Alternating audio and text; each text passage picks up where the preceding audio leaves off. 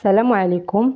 اليوم غادي نحضروا زبدة الكركر السوداني اللي كيتكون من لودك او شحم حيواني من زبدة الشيا وزيوت طبيعية واعشاب.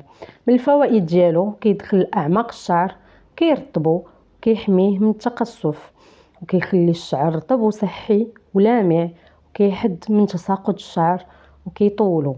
كيصلح لجميع انواع الشعر بالخصوص الشعر الجاف. المفعول ديالو كيبان من اول استعمال.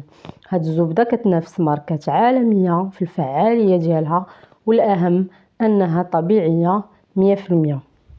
نبداو على بركه الله. في المرحله الاولى غادي نحتاجو الكاس كبير ومجموعه من الاعشاب، ورق الغار او ورق سيدنا موسى اللي كيقوي البصيلات الشعر وكيحد من التساقط.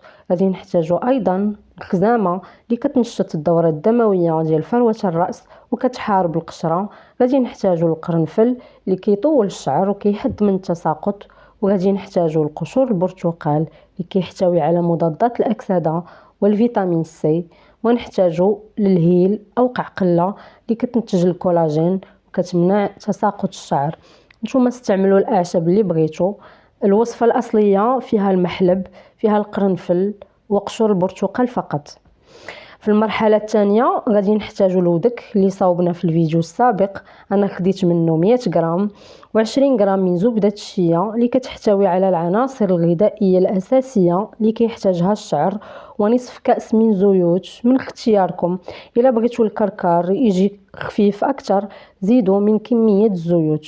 في طنجره درنا فيها كاس كبير والاعشاب اللي ذكرنا، غير يغلي الماء نزيدوا عليه الودك.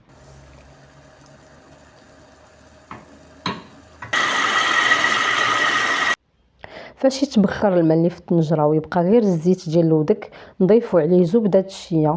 استسمح المقطع اللي ضفت فيه الزبده تحذف. ومن بعد نصفيو الخليط ونضيفوا الزيوت اللي بغينا. ضيفوا الزيوت اللي تناسب الشعر ديالكم وخليو الزبده تبرد، ومن بعد خلطوها مزيان بالميكسور حتى تحصلوا على قوام رطب باش يكون سهل في الاستعمال.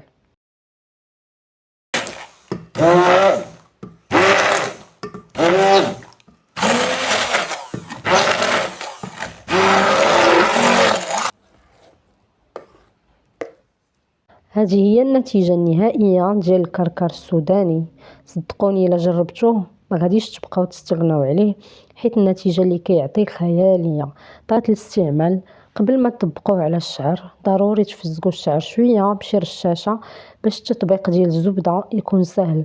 خليوها في الشعر الوقت اللي بغيتو. كنتمنى تجربوه وتردوا عليا في التعليقات. وصلنا لنهاية الفيديو، كنتمنى يكون الفيديو نال اعجابكم، والى اللقاء.